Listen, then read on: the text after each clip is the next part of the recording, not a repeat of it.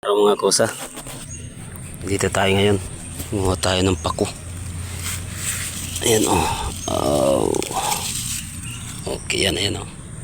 Diba? Nagkanda mati na sila dito dahil tinatalian kasi ng kalabaw. Kaya, yan o.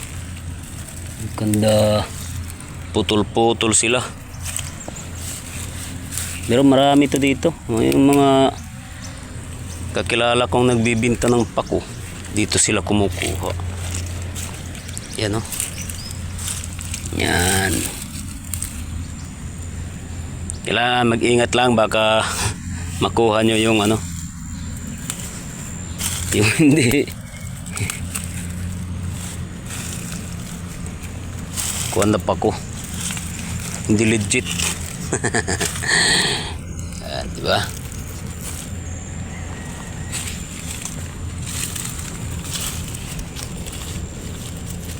Masarap to, pinugulay, kinikilaw o kaya ginagataan. Ito masarap yan, no? Yung puno niyan. Yan, no?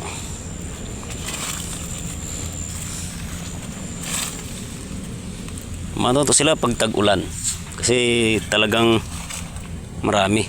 Kaya lang yung mga ibang mayroong kalabaw, lalo na pagbaha yung ilog, dito nila ilinalagay. Ayan, nagkakandakuan sila, nagkakanda balik-balik kasi napak-apakan ng kalabaw, kinakain. Ayan.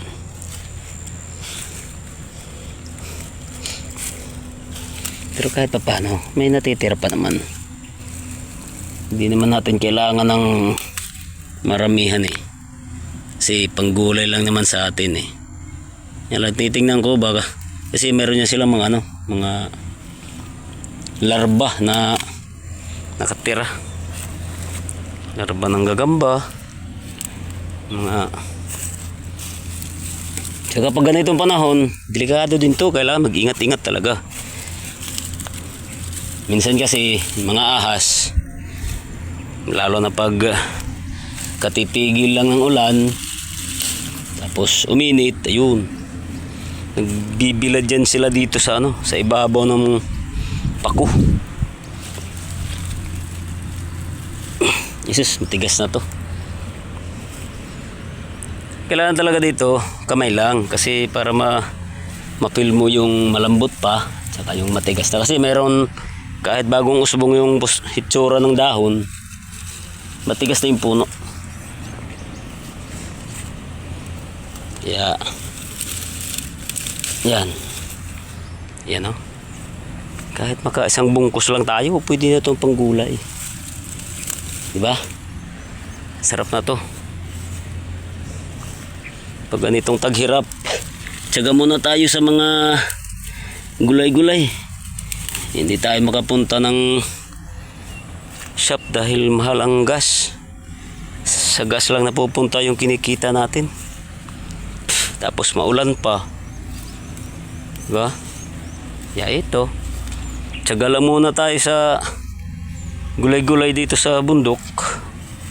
Kahit papano eh, nakakasurvive. Yan.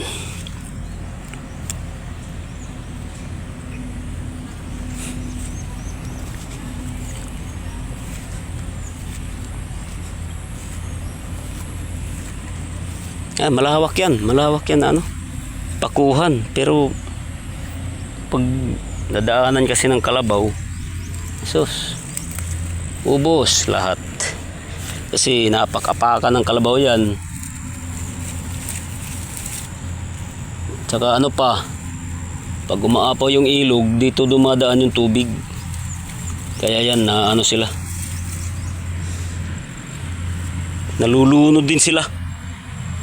Kahit tubig yung source na kanilang pag ano, paglaki, pag sobra, wala rin.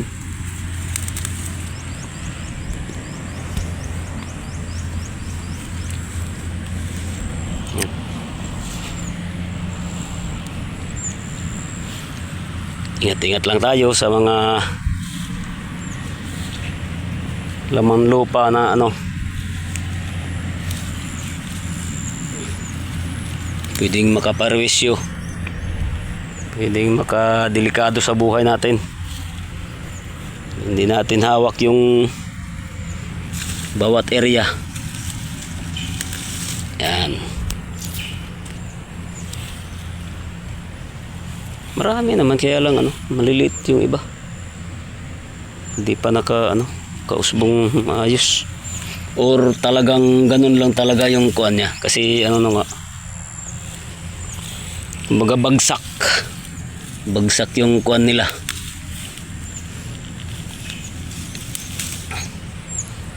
Yan. Hanggang dyan lang muna. At abangan nyo yung susunod na upload natin. Thank you for watching and maraming salamat sa lahat. Bye-bye.